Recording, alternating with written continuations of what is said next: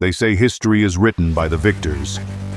But what if those victors wrote not just about glory, but about shadows? When we think of Hitler, we think of war, destruction, and hatred.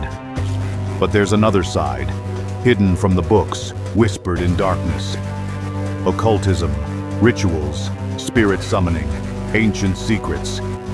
In this story, you'll uncover the unseen hands behind humanity's greatest tragedy. What if the finger on the trigger was guided by a charm soaked in magic?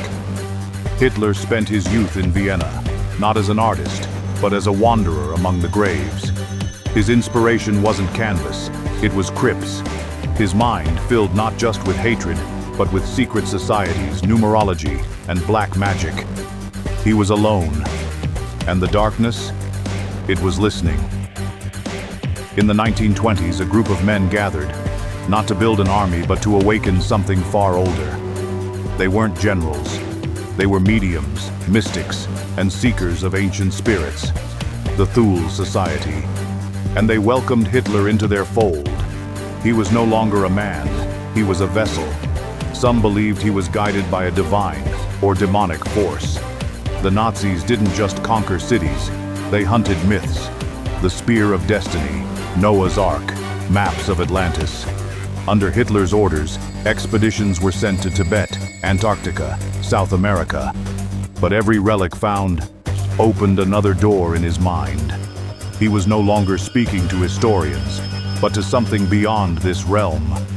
Not all wars are fought with guns, some with the mind. Under Hitler's command, psychic experiments began. Mind control, telepathy, dream manipulation.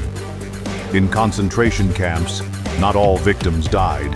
Some had their spirits shattered. Some were sent elsewhere.